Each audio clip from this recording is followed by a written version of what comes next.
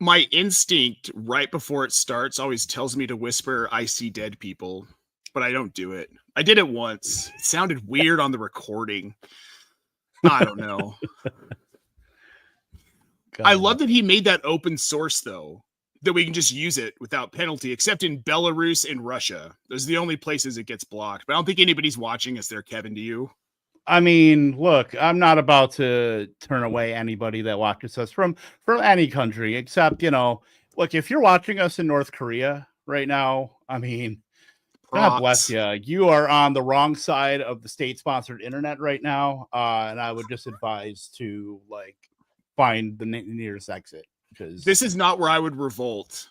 I wouldn't risk everything for us. We've got Jamie Parag already in the chat saying, "Good morning, guys." Jamie, good morning. Thanks for tuning in over here on YouTube.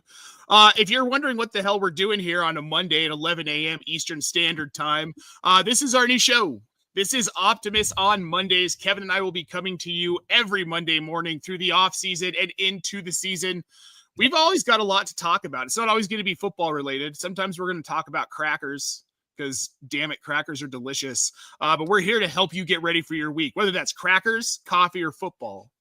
I mean, we are pretty white too, so we're covering our entire bases. Yeah, our social media manager, Lou, pointed that out on the Blue Sky post for our show. We are indeed very, very white. This morning, Kevin, you posted, and I'm sad I didn't see this before I stopped at the grocery store for donuts. This. I mean, look, anytime you throw spicy queso in anything, that's an Insta-buy. And I bought it probably 3 weeks ago, and look, it's one of the, I don't know if it's the best ever, but it's the best right now, and we got to take what we can get. We got to take all the little wins we can in this economy, in this climate, but I will fully back the bits. I will be going to buy some this afternoon. Ritz are my favorite cracker. Chicken and a biscuit. I don't know if you ever had those. Those are my second favorite. They're kind of a niche cracker. They are pretty good. I saw they had a ranch one too. So what? Yeah, look, we're big cracker show this morning. Big cracker show. You know what I'm sad? Do you remember the Triscuit Thins? Did you ever see those ones? Vaguely. They made a wasabi Triscuit Thin that was just the best thing ever, and they had them for 2 months, and they stopped making them. I mean, big cracker. I don't think they were, expecting Optimus Monday to be leading off the show talking about, the state of crackers in the United States and across the globe. But look, we have to hit everything, the main topics, the big topics, besides the torpedo bats the Yankees are using, besides the Timberwolves Pistons brouhaha. We hit every single main topic. We're it's like Skip and Shannon, but way more white and way more white. We yell less too. Big yapping stream, though. We both yap. Big yapping. Oh, no, we're talkers. That's for sure. So if you're going to tune in on Mondays, you're going to get a lot of this crap. But hey, at least we're not Skip Bayless. None of that cringe here. I will not be doing weird dances. I don't wear makeup on camera. Yet. Look, I mean, don't rule it out. I won't. I mean, look, we're suckers for the engagement. So I'm not averse to anything, but I mean, we got to do what we got to do to put to put some food on the table.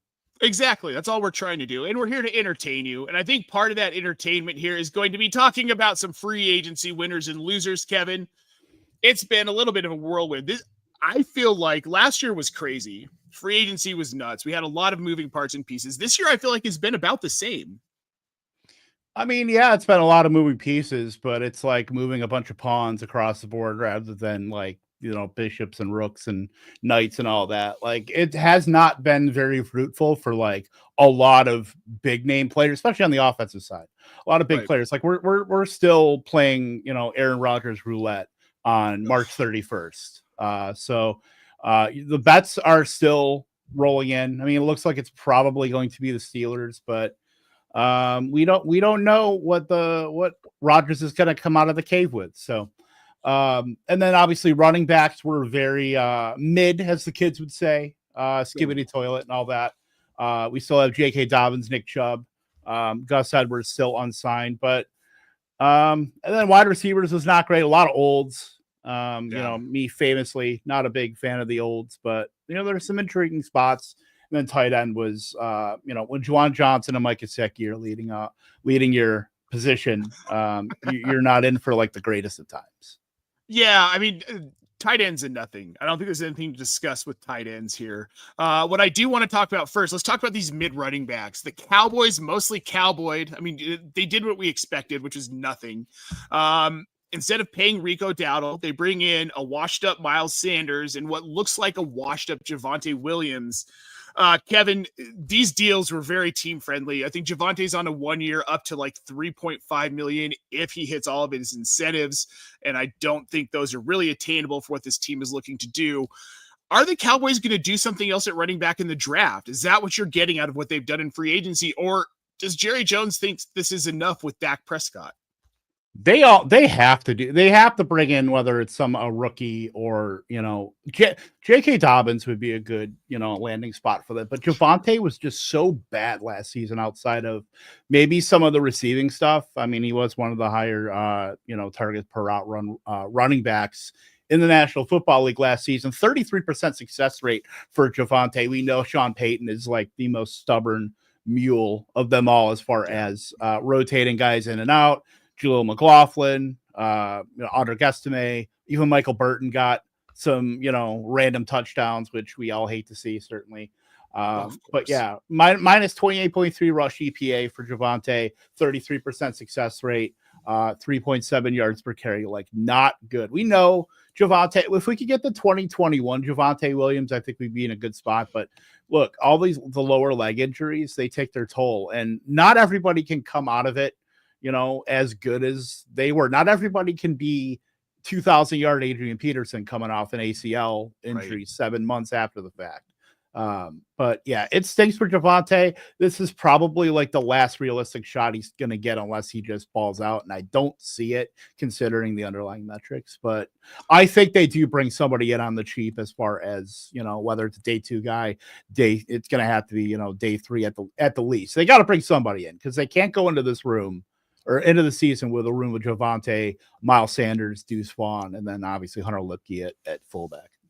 Well, and you look at the 2 guys they brought in. Javonte Williams, 139 carries last year. That's paltry. We've got Slime Sanders with 55. Even between those 2 guys, that's not enough to really cover the workload you're going to need in that backfield. Deuce Vaughn's too tiny, right? He's not a between the tackles guy. He's 5 foot barely. You're right. They've got to do something. This Cowboys team, I feel like they're going to do a day 2, day 3 guy. Late day 2, early day 3. Yeah.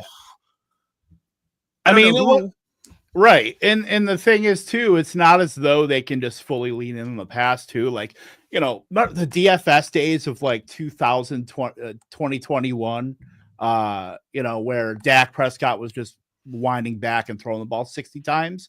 You can't do that with these Cowboys. You literally have CeeDee Lamb, sure, Jake Ferguson, Mingo, and just all these no-name wide receivers, Jalen Tolbert, Jalen Brooks, Flournoy, Turp. Like, you can't drop back 60 times. And Dak Prescott's coming off of injury too. Right. Well, okay, and that was my next point here in this segment was the team needed wide receiver help. So instead of re-signing Brandon Cooks for a cheaper contract, they let him go to New Orleans. They bring in Paris Campbell. He's a journeyman wide receiver. He's done almost nothing. The potential's always been there, right? And we always look at Paris Campbell like, oh, he can do it. He can. That ship has sailed. The guy isn't healthy enough. I don't think that his legs can do it. I don't think he can get through a full season without getting hurt, running any sort of workload that's even equivalent to wide receiver 2.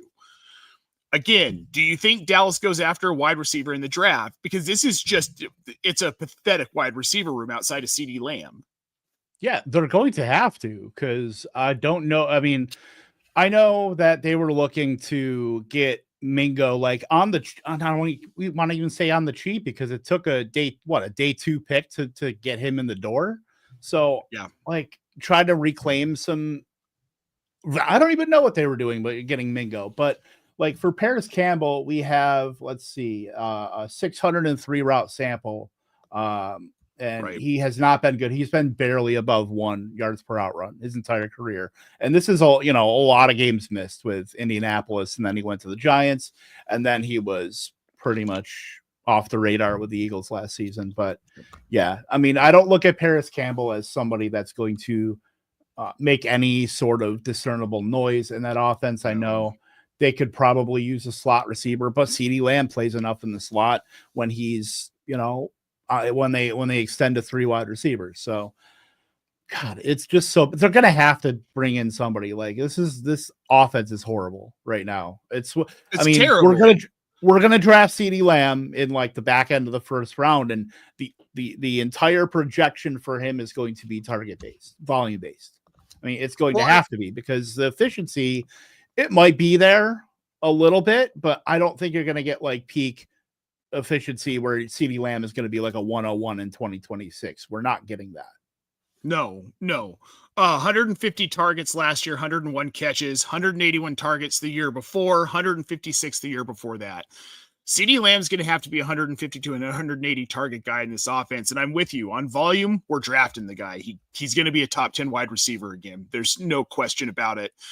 The problem I have is what you're saying with 2026. He's still not going to be higher than 5 in this offense. With no help, teams can blanket cover him. They can focus on CeeDee Lamb. That's going to be the problem. I feel like that's why he wasn't a top 5 last year. And as good as CeeDee Lamb is without help in that offense, he's never going to see his ceiling. It's going to be Jamar Chase. It's going to be Justin Jefferson always ahead of him. It's going to be guys like Marvin Harrison and Malik Neighbors climbing ahead of him because of the opportunity and better offense and better help around him at certain points. Yeah, and just looking from even this 2023 to this past year in 2024, a slight dip in by about a little over a half a target a game. Yards per target went down from 9.8 to 8.2. Targets per route run down a little bit, but that's really just because just pure volume. I mean, throw the ball at that guy. I mean, that's pretty much all you can do. The ADOT did come down, and that some of that I can attribute to maybe Cooper Rush, being in there too. So I don't think that's all on him, because he'd been a pretty steady 10-yard ADOT guy for every single other year of his career. So, but the efficiency is still there too. I mean, 2.27 yards per route run as well. I mean, he's been over 2 every single season his last 4. So we know the dude's great. It's just the situation is not conducive for like hitting an extreme ceiling. That's what's keeping him from the Chase, the Jefferson, even in the Amon-Ra St. Brown, because I mean, I'm of the opinion, I think Malik Neighbors is better than CeeDee Lamb. I think he should be drafted ahead of CeeDee Lamb. So if I have like a pick in like the 107, 108 and Malik Neighbors is there, I might just take him. Like if Puka's not there, and we'll talk about him because about the Rams with that whole situation, I would probably take Neighbors over Puka. I would probably take Brian Thomas over Lamb. I mean, just it's all volume. Yeah, it is volume. I agree with Brian Thomas. Puka, we'll get to Puka, but I think Puka's in a really good situation. I'd probably take him ahead of CeeDee Lamb as well. Neighbors is an interesting one. I worry about quarterback play. Russell Wilson is efficient. He's good enough, but he's like Trent Dilfer, all right, for me, a game manager at this point in his career. There's nothing flashy about him. He gets by. He can make some of the throws. To me, that I don't know that really elevates Malik Neighbors that much of what he was last season. Get Jameis Winston in there is a different story, because we're looking at a 200 target season for Malik Neighbors, even if we see Winston by I think like week 6 or 7, which I don't think we're going to see Winston that early, but yeah, situation's so important, which is a good transition to our next conversation. Did Seattle actually get better, Kevin, in free agency? They signed Cooper Kupp. They bring in Sam Darnold. They let DK Metcalf, Tyler Lockett go. Is this a better team today than it was at the end of the 2024 season? Absolutely not. No shot. Like, all right, you traded DK Metcalf. You let you're letting Tyler Lockett wasn't really a loss. Tyler Lockett, we know, is at the end of his career and is probably more of the real estate agent than wide receiver at this point. And it's true. He is a licensed, accredited real estate agent in the states of Washington and Texas, by the way. Good for him. Yeah, I mean, didn't know that. Life after football, man. Hey, man, we have something in common. There you go. But right. yeah, I mean, the offensive line is still atrocious. They replaced a capable quarterback in Geno Smith. I mean, for all of his faults, I would say he's more capable and proven than Sam Darnold. But Oh yeah, we'll see if lightning can strike twice, because that's what you're expecting. And now you replace DK Metcalf and Tyler Lockett with Cooper Kupp and Marcus Valdes-Scantling.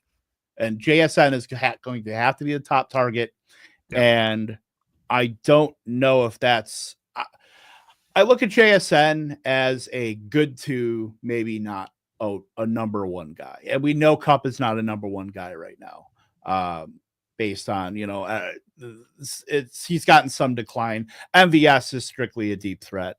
JSN right now feels like you have to draft him at the 2-3 turn, and that's rich. It feels like the Deontay Johnson bet from last season, where, okay, you had to draft him in the 5th round, which is more palatable, but it's a strictly volume-based. He's going to have to get volume. And, this is apparently the theme of what we're talking about today. We're talking about CeeDee Lamb, and now we're talking about JSN. It's going to have to be volume. I don't know if Seattle's going to be scoring a ton of touchdowns. I think they might be middle of the pack at best, but at worst, a bottom 6 scoring offense in the league. I think you can certainly make a case with how weak that offensive line is, with how we saw Sam Darnold at the end of last season. I think it's really tough to kind of parse JSN as like a top 12 wide receiver right now, considering it's a not good team. Efficiency is probably going to be way down, and then you have nobody that really threatens you. I mean, Cooper Kupp has the name value. MVS isn't threatening you. I mean, he's literally a coin flip, where you throw the ball up to him past 20 yards and you flip a coin. If heads, he catches it; tails, he doesn't. That's well, what dude. MVS isn't even listed as their wide receiver 3. He's listed as their 2nd tier wide receiver 2. Jake Bobo on their depth chart is listed as a wide receiver 3 over MVS. Didn't Jake Bobo run like a 4? What, didn't he switch to wide receiver and then ran like a 4.8 40? Yeah, so but he showed he's got good hands. The coaching staff likes him. I'm not going to say I think Jake Bobo's good, but I'm just pointing out that's the value of MVS. He's a 2nd team wide receiver 2 behind Cooper Kupp. So that's where he's slotted in this offense.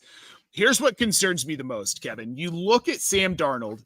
He started out the season great last year. Phenomenal. But you get to the playoffs. You get to week 18 against Detroit, which was a really important game. 18 of 41 for 166 yards. He does nothing when they need it. Yeah. Behind a pretty good line. Not the best line in the league, but much, much better than Seattle's. And this is with Justin Jefferson, Jordan Addison, Aaron Jones, and TJ Hawkinson. Jalen Naylor in there is a pretty good wide receiver 3 in that offense. He couldn't get it done. So now you're going to move him to Seattle, where he's got JSN, Cooper Kupp, MVS, Jake Bobo, and Noah Fant, and a combination of Kenneth Walker and Zach Charbonnet, which is together maybe an Aaron Jones at this point. Yeah, hopefully you can get the first 6 weeks out of, Ken Walker. Yeah. That's what you're hoping for, because he fell off a cliff too. I mean, Charbonnet's like fine. Like he's probably in like that 2nd tier of 0 RB, running backs, but like it's not. You can't get it done with sexy.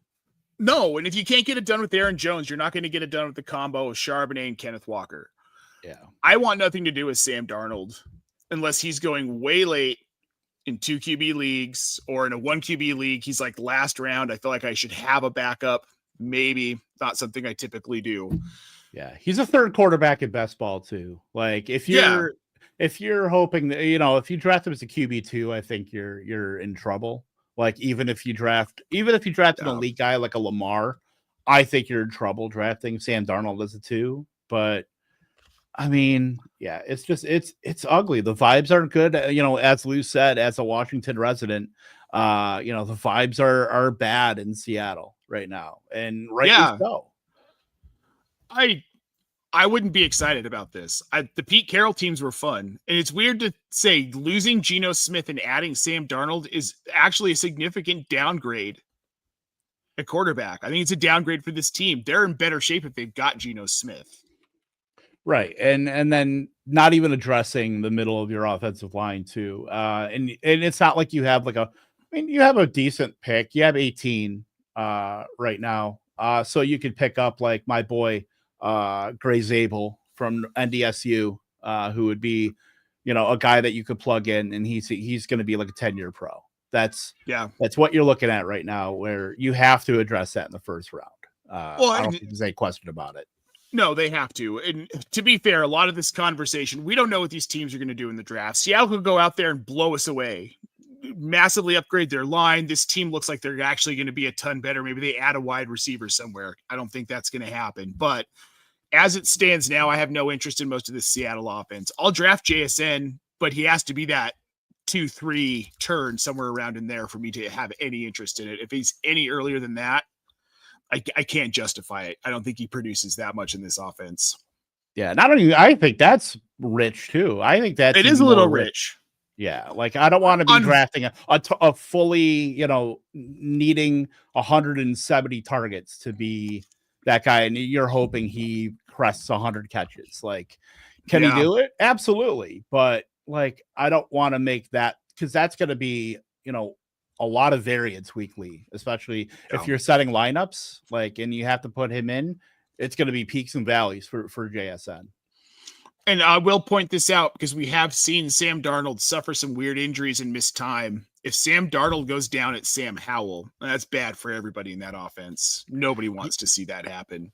Yeah, I did like Sam Howell, but then I didn't like Sam Howell and still don't like Sam Howell. That's about where I am. Like that Washington stint where he would not lock on to anybody. He was like, Aaron Rodgers, in the mid 2010s, where he would distribute the ball to everybody, equally outside of his top receiver. It was not great. So I don't like that. And that just feels like an offense. If it got to Sam Howell, is in full tank mode. Oh yeah. Let's see if we can get the first pick mode. Yeah. No, I completely agree. The march to arch, baby. Yeah. Let's move on to some teams that actually did it well. I want to talk about this Davante Adams signing, Kevin, because I think it might be a bigger deal than some people are making it out to be, both for real football and for fantasy. Here's why.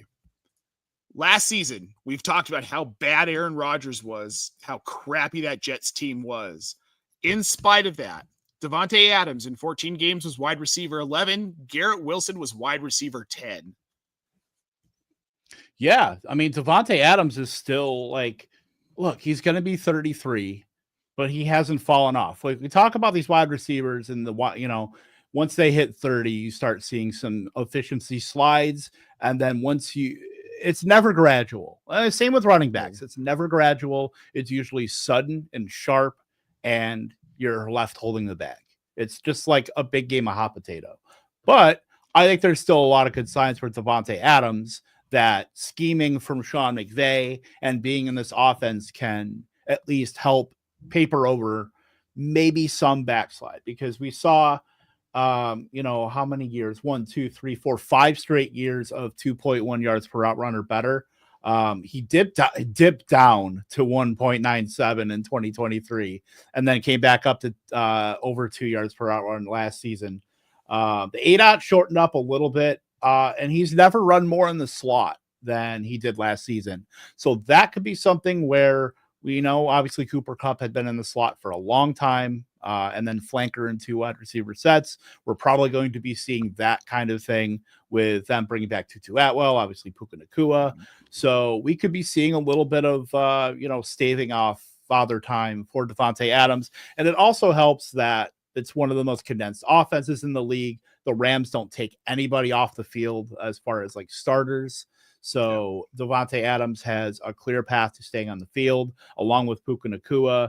This offense is very, condensed with the top 2 targets, or in a healthy season, the last healthy Cooper Kupp season really, I mean, he missed 4 games, but it was still pretty healthy. We saw him and Puka Nacua grab, I think it was 45% of the total team's total targets. So, Yep. I mean, if both these guys stay healthy, both play at least like 14, 15 games, you're probably seeing them both take over half of the targets. And Adams, like we did the women's best ball draft, Stacey Perez hosted on Fantasy and Frames, and Adams was a fixture in like the 5th round. And I honestly don't get that on FFPC, who are, they're pretty sharp and plugged in. So I don't see how he stays in the 5th round.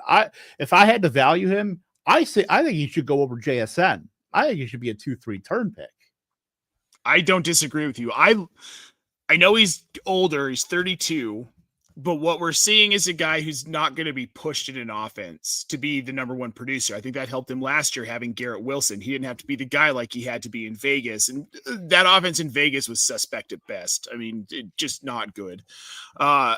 Not that the Rams was that much, or not that the Jets was that much better, but now he's moving to an offense with Matthew Stafford, who we kind of thought he was washed beginning of last season. He gets Kupp and Puka back. He's QB 14 from week 8 on. Now you're giving him Davante Adams, who isn't declining the way that Cooper Kupp has.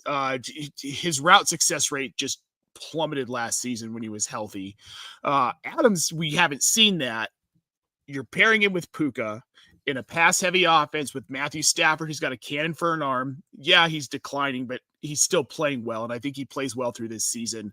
I think he's a solid high-end QB2 again, QB 14, QB 16, somewhere in there. I see a world in which Puka and Davante Adams are both top 10 PPR wide receivers. There's enough volume in this offense. They're going to throw the ball more than 500 times again. Who else is going to get those targets outside of those two? Tutu, sure, but not at the level these guys are going to get it. 150, 160 targets a piece for these guys would not surprise me. Yeah, and that's the thing too, is that, a lot of teams sub in a lot of wide receivers. Like, look at a team like the Colts. The Colts sub in a lot of wide receivers. They sub in a lot of, tight ends. Same with like the Broncos. Same with like the Browns. Teams like that are like the polar opposite of the Rams, who use like their base guys, and you never see. You rarely see like the 4th wide receiver. You rarely see the 2nd tight end. Right. So that, and then even like the backup running back, whether it's Blake Corum, whoever. So that helps like the mainline guys. Like we've seen, this is why we target offenses like this. We target the Bengals. We target the Vikings. For condensed offenses is one of the biggest cheat codes in fantasy. And because of that real world aspect, I don't think that gets talked about enough. And the Rams are like the poster child. And there's a reason why a lot of those teams do it. It's Sean McVay and the tree, Kevin O'Connell. We just mentioned the Vikings. Zach Taylor with the Bengals. That's the reason we were talking about that with Atlanta, with Zach Robinson, who is the longtime pass game coordinator, offensive coordinator for the Rams. So it's like this Rams system that's filtering off to all these other teams. And there's a reason why these are the offenses we're targeting, because those guys are never leaving the field. Now, Tutu Atwell is going to get a great shot in the slot, or, he's been a kind of a gadgety guy, but like for real world NFL football, he's incredibly valuable and worth that $10 million that he got just before free agency, because he's a great safety runner. He's like, that's why Darius Slayton will always have a job in the NFL, because there's almost nobody better at running off safeties for your other guys than Darius Slayton, like a Tutu Atwell can do. They still have Jordan Whittington, who's like fine. Tyler Higbee is like a low end guy, but he's like fine. He's not coming off the field. This is the Rams offense. If you're going to stack Puka, Adams, Stafford, like you're golden. Oh, this is going to be a very productive fantasy offense. I don't know how in I am on Kyren Williams. I'll be honest. I feel like Blake Corum's going to come knocking at the door a little bit this season. Maybe not. He had 316 carries last year. It's hard to bench a guy that had 1 yard short of 1,300 yards rushing. You're not going to bench him, but I don't think he sees 316 carries again this year. Yeah, Kyron's tough to because we've been all writing the obituary for Kyron the last 2 seasons, and it just has not come. Like success rate stuff, like on next gen stats, he's like perfectly fine, 45%. Still incredibly productive. And like Sean McVay has his guys that he loves and runs into the ground. He loved Darrell Henderson for the longest time. He at one point really loved Cam Akers, and now he loves Kyron Williams, despite being like one of the slowest running backs and cannot break away to save his life. So whether Blake Corum like comes for him, I think Blake Corum is one of the best contingent backs, just for all the reasons we said with how they don't use backups. But once, if something happened to Kyron and Blake Corum comes knocking, he's probably like a mid-range RB2, like immediately. So I think Kyron's fine, but he's going at like the mid-second, That's too rich for me.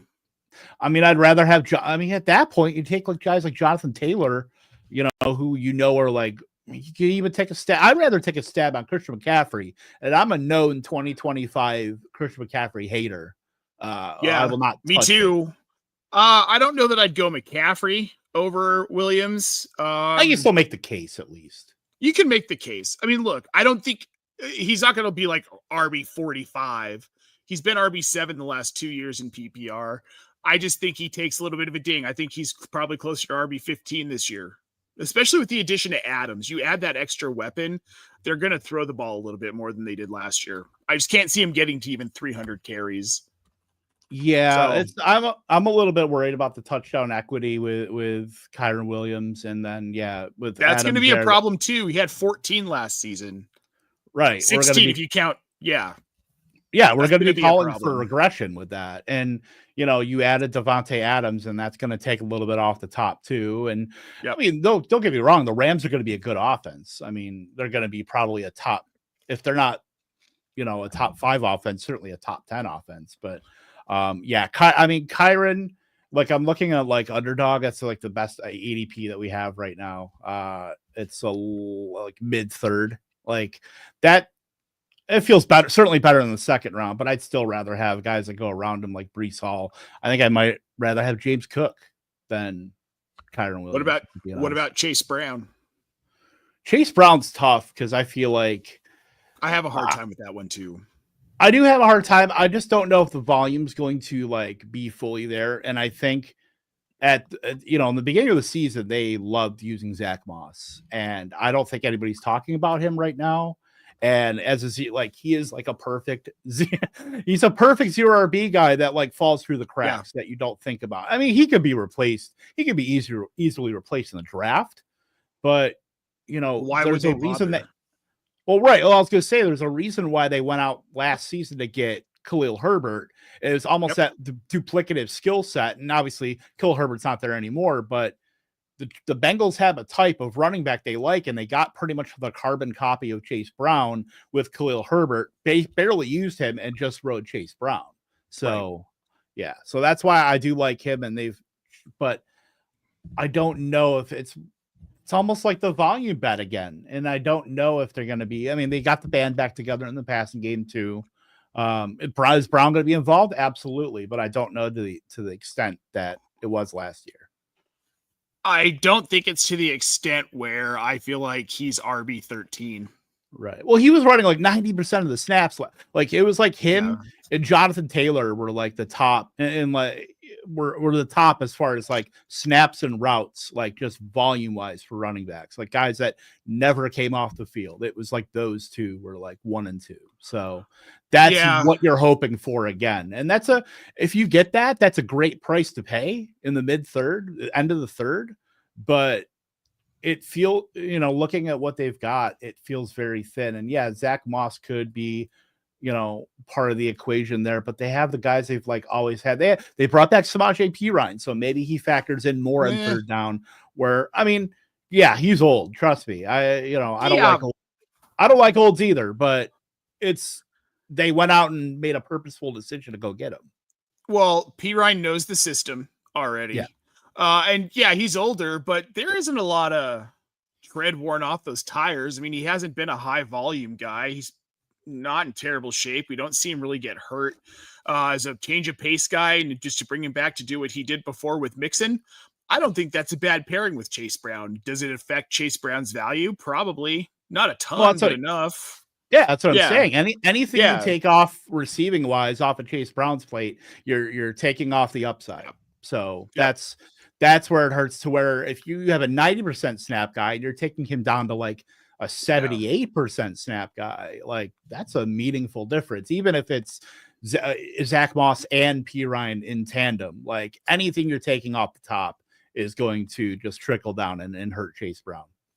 Yeah. I want to jump in the chat here real quick, Kevin. We got Lou Brunson in relation to Matthew Stafford here. QB2s in general come with a decent amount of risk, and short of injury, Matthew Stafford doesn't really have that, which is fair. This is going to be a high passing volume offense, period. I do feel like he probably has one of the safest ceilings of any of the QB2s, and he is going later than you should probably be able to get him. But I'm not going to tell anybody if you won't. We'll just keep that little quiet here. We got Jamie Prog saying Kyron will break his foot in week 3. I sincerely hope not. We are not Johnny. What does Andrew Cooper say? We are not, Johnny injury, predictor. We don't play that game. We're not qualified enough. No, I wish we were, but we're not. He's been grabbing some Kyron in the mid third. That's not. I'm probably more apt if he's going mid to late third. I might take a stab on him in best ball. I don't know if redraft I'm really going to have a lot of interest. We'll see what they do. Those drafts are a ways away. I mean, yeah, like looking at like around the ADP that he's going. What was it? You said he mid third. Let me find Kyron here, because you can still get Mike Evans, Davante Adams, DJ Moore, like Terry McLaurin a little bit earlier. Like you can get some good wide receivers. I don't know if like the third round is really where I want to be spending any capital on a running back. I would almost rather take one in the first round and then just wait till like the 12. In the startups I've been doing and some of the best ball drafts I've been doing, I have been kind of waiting on running back until like 4th, 5th round. I don't want to spend the capital on some of these other guys, and I don't know. I'm nuts. I'm crazy. Lou Brunson also dropping in here. Chase Brown is all about if he survives the draft or not. Admittedly, he's a Chris Brown truther, thinks the Bengals like him a lot, but there are a lot of landmines to dodge in the draft. And that's the thing with all this. Like I was saying earlier, there's a lot that could happen. Let's move on here to the last free agency, who I think is maybe the biggest winner that we're not all talking about here in the fantasy community, the Chicago Bears. Their biggest issue last season was that atrocious line. Caleb Williams just could not get comfortable in the pocket. So they signed center Drew Dahlman. That's a huge upgrade from what they had before. Then they went out and they got Joe Tooney and Jonah Jackson. They shored up the center of that line, Kevin. Does this move the needle for you on Caleb Williams heading into the 2025 season?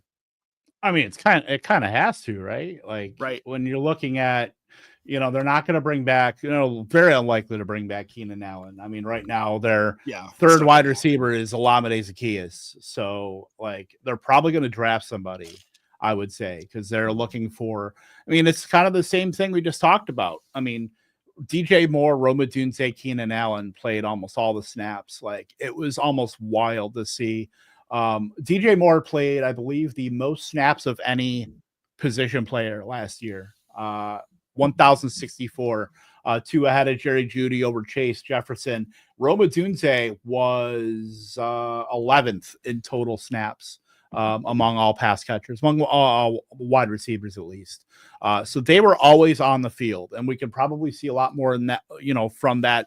With now we got Ben Johnson, who, I can't imagine that offense just not ascending from Shane Waldron and Matt Eberflus to Ben Johnson now, plus Declan Doyle, who they brought over from the Broncos. I'm very excited about this, and they're probably going to bring in a running back too.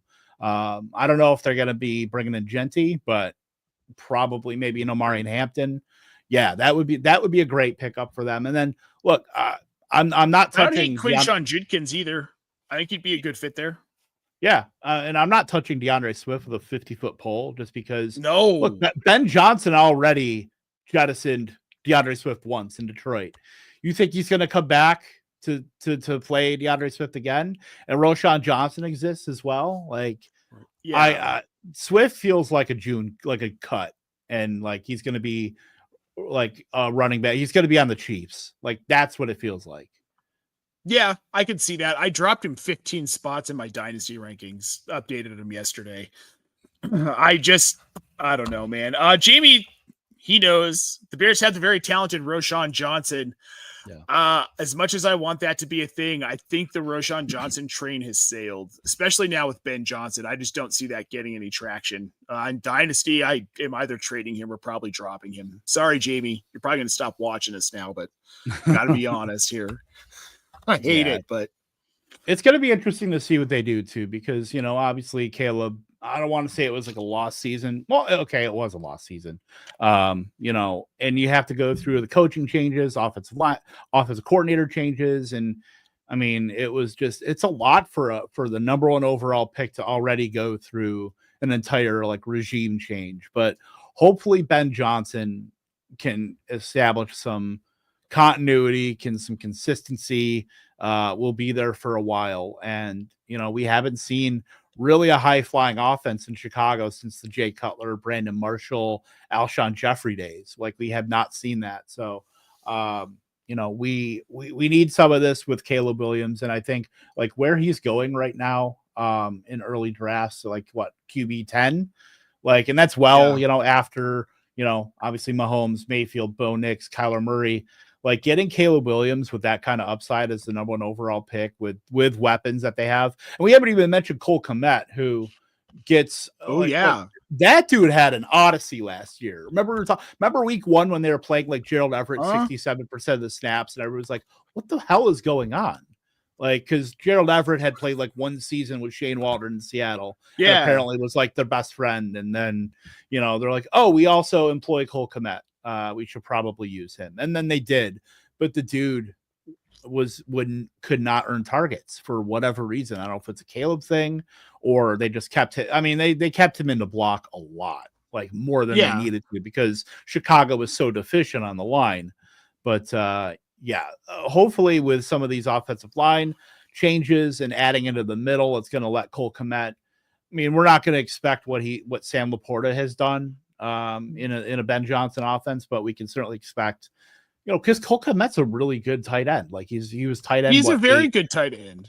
He was tight end 8 2 years ago. Like, what are we doing? You got to use the guy. And that's why, the court of public opinion, when you look at a guy like Cole Kmet, where because he has that stink on him from last year, he's tight end 20 right now.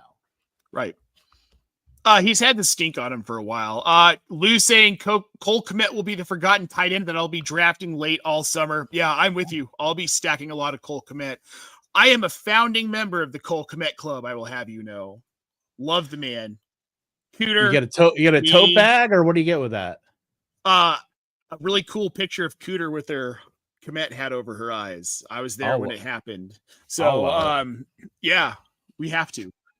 Cole Kmet, baby. All right. We've talked enough about the Bears. We're going to do let's talk some futures, Kevin. Some fun futures here. Right now, Super Bowl odds, the fun stuff, not fantasy related. Here's where we're sitting right now. The Eagles have the best odds, plus 650. Chiefs, Bills, Ravens, plus 700. Of those top 4, who do you think? If you're just you want to put money on some chalk here, who are you going after out of those 4? Because for me, I think it's the Chiefs. I think I might go the Ravens here. I think Lamar's due.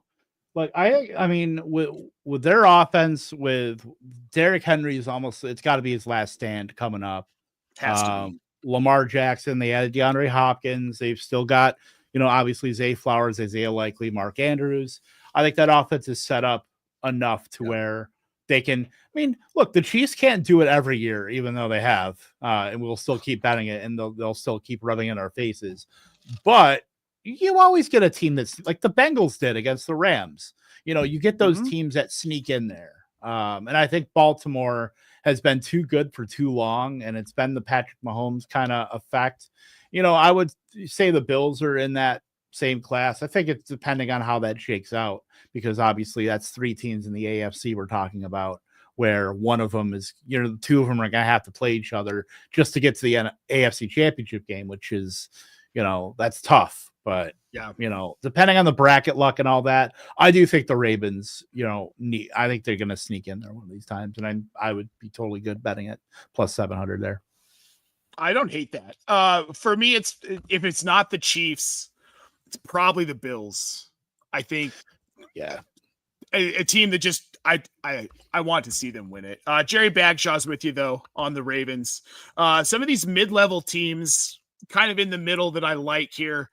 I'm going to put some money on the Commanders at plus 1,600. Kevin, what I saw out of Jaden Daniels last year and what this Dan Quinn team is now, with the ownership change and the better culture, I feel like a sneaky team in the NFC to me that could get there, and then Jaden Daniels will them to a win over a team like Baltimore or Kansas City.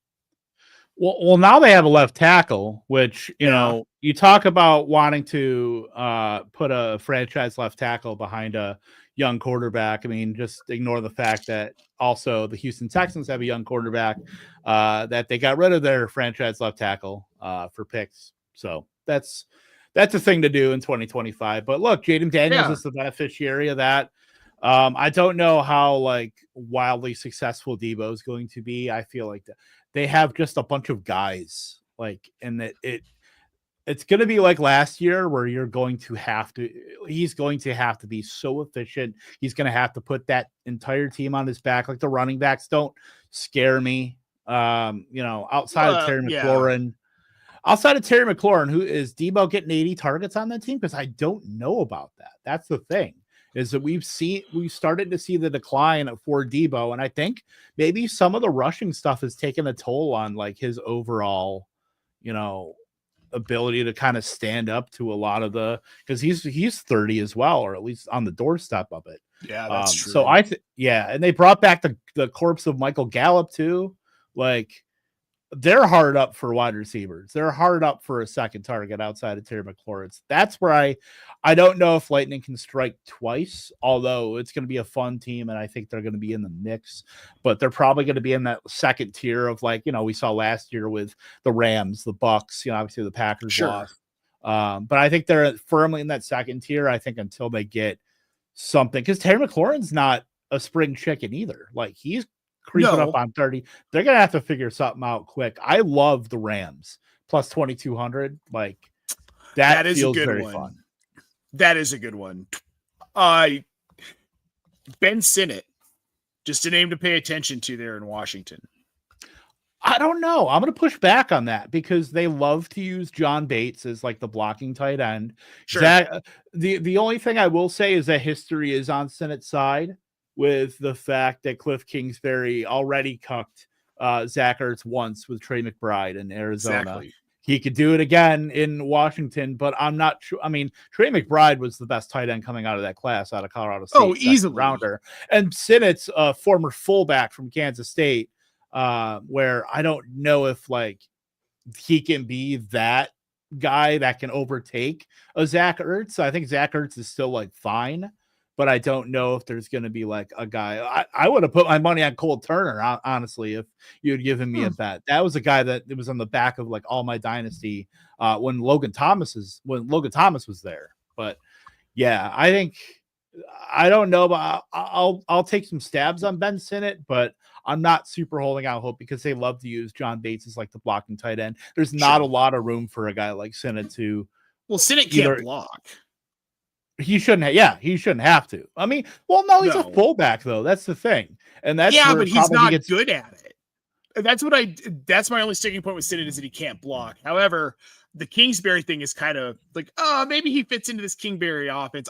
He was one of my favorite tight ends coming out last year. Really, maybe it's because I got to see him at the Senior Bowl. I don't know. Just really liked him. It's a perfect narrative to grab onto. We saw it once with McBride. Why can't Lightning strike twice? But and I'm not saying he's going to be tight end 3. I mean, I'm saying this is he doesn't have to be. But they need another target in that passing game. They do badly. And I don't even know if Debo can be that. Oh, he can't be. He can't be. He's too beat up. I can't see it. They're going to have to scheme him to holy hell for him to get anything. Yeah, because he's not going to be a downfield wide receiver. He's probably going to be I don't want to say Curtis Samuel because that's almost disingenuous. Like a Rashee Rice. He's going to have to be a slot guy that like just racks up catches quickly for Jaden Daniels. And then he could be in like an outlet too. I don't know if he could be like an 11 yard, 12 yard ADOT guy anymore right now. Yeah. Jerry Backshot saying he's got Theo Johnson to have a mini breakout at tight end. I don't hate that.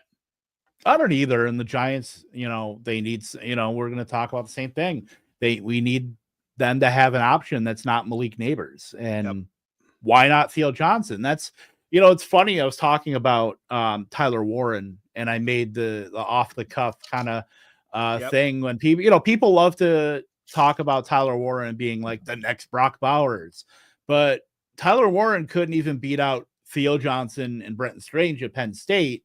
And now we want to anoint Tyler Warren off the strength of a 5th-year senior season. Like, I think we got to pump the brakes a little bit on Tyler Warren. That's why I like, if we're talking about these tight ends, I like Colston Loveland. I like Arroyo. I like, some of these other guys that probably Fannin, the guys that shouldn't ever block, because that's what we want in fantasy. We want guys that, Kittle is one of one, a guy that is such a good blocker and a good, release valve, and that can get upfield. Yeah. You don't have a lot of those guys. Like Goddard's almost like the borderline of like what you want in that type of tight end that can block. But other than that, you want the guys that will never sniff a block ever in the passing game. And that's like, that's Fannin, that can be Arroyo. Tyler Warren is almost like he's going to have to be like that generational blocking and receiving tight end. And that's a bit thinner bet. And that's going to be a more long-term bet that you have to make at the tight end. Those are the tight ends that those are the ones you see in year 3, year 4 that get into a job and keep it and stay and become fantasy relevant. Not, it's a lot quicker timeline for the guys that don't block. Yeah. Jamie wants to know if Brenton Strange is going to be fantasy relevant. Speaking of the former Penn State tight end. I do. I mean, they got the perfect guys in that room where you don't have to ever worry about someone taking receiving work from Brenton Strange. They went out and got Johnny Munt, who had been a longtime blocker for the Minnesota Vikings, and then before that with the Rams. And they got Hunter Long from the Dolphins, who from the Rams and Dolphins, he was like a blocking tight end du jour there, not receiving threats at all. So unless they draft somebody, because I think Brenton Strange has to kind of survive the draft as well. Strange is like going to be one of the buzziest tight ends in fantasy just because of the opportunity that's there. The fact that Jacksonville has been a pretty fruitful offense. They have Brian Thomas, but you can make the case that they can use a second option, and that second option could be the tight end. We want the top 2 options. We want tight ends that can be top 2 options on their team. And Strange is slated to be that right now because I'm not super interested in Parker Washington or De'Ami Brown or Gabe Davis. They're not target earning wide receivers, but Thomas he's the alpha. No one's questioning that, but Strange can be that guy too. But Gabe Davis, I'm kidding. Oh, remember those days? I was on that train, the Gabe Davis train. That was, I mean, women like to say men make their personality, a random football guys. And in 2022, I think part of my personality was Gabe Davis and making him a thing. So, hey, it's fine. Mine was trying to make LaVisca Chenault a thing for like 2 seasons. Oh, that was the year before. That was 2021 for me. I stuck with it. 21, 22. I couldn't help myself. See you, boy. Then he scored that touchdown with the Panthers, that like 80-yard catch and run. Then I think did he have a kickoff return touchdown? Yeah. Too? Yeah. Those, yeah. He got real excited. Like just play the hits, man. Let's put some sad music on and remember the times we had with LaVisca. Lou saying he guarantees he was mad at you for about 15 minutes because of your Gabe Davis support. Jamie saying, isn't Gabe Davis and De'Ami Brown similar wide receiver types? Yeah. Yeah. I mean, they're fantasy relevant. Yeah. They're non-target earning deep threat wide receivers that you can't expect them to ever carry volume on an offense. The good thing for De'Ami Brown is he made $10 million by signing with the Jacksonville Jaguars to do it for this year and this year only. So for him, hey, get that bag, dude. Good for you. Yeah, But might as well. I don't want to touch. I don't want to touch it in any managed leagues or best. I mean, I guess if you're like in one of those like the NFFC, like the 36 round drafts, where you have to take like anybody with a pulse that's probably going to be getting routes, he's fine. But like in a normal, like a 18 or 20 round, you're really scraping the bottom of the barrel, expecting any sort of production out of De'Ami Brown. Yeah, take a kicker first. And I never say that. If you're in round 18 of a managed league for redraft and it's De'Ami Brown or a kicker, just take the damn kicker. I'll just take if I'm able to, I'll just take running backs and wide receivers and then drop somebody to pick up a kicker for week 1. Oh, I always do that. I'm just saying if it's between a kicker and De'Ami Brown, I'm still going kicker. That's how much I don't want De'Ami Brown. I mean, that's all. Yeah. Exactly. Well, on that note, folks, something I do want you to do, head over to fastdraft.app. We are a partner. We love it. They are best ball drafts right now.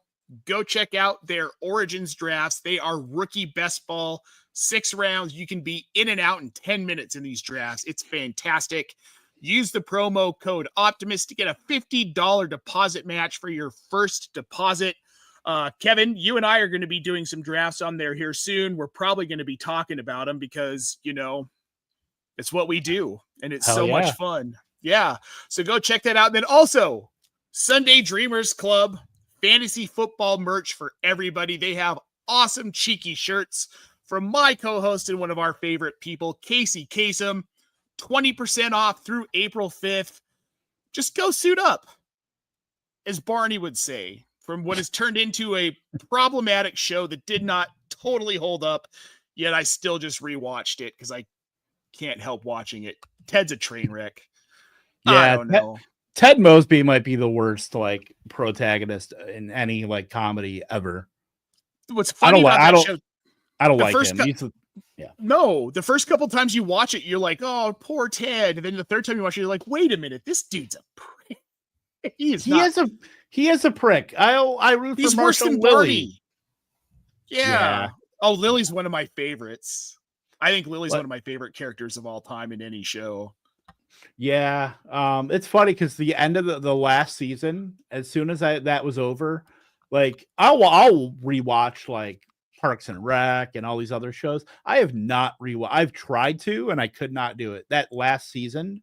No spoilers, but no, it was one of the worst. I won't watch the last seasons. It's it is the worst. Lusa and Ted took over the crown of worst protagonist from Ross Geller, and that is saying. I mean, for our generation, we grew up on Friends, so yeah, no, that's saying something. Well, on that note, Kevin, I'm going to get us out of here. Folks, thanks for tuning in to the very first Optimus Monday. We'll be back next week, but you can check us out all the rest of the week. We've got 5 shows coming. We've got mock drafts. Casey and I are live on Thursday. Kevin, Keith, and I will be back on Friday. Get those mailbag questions in, team@optimusfantasy.com, or hit us up on Blue Sky. For Kevin Tompkins, I'm Nate Paulvote. We'll see you later.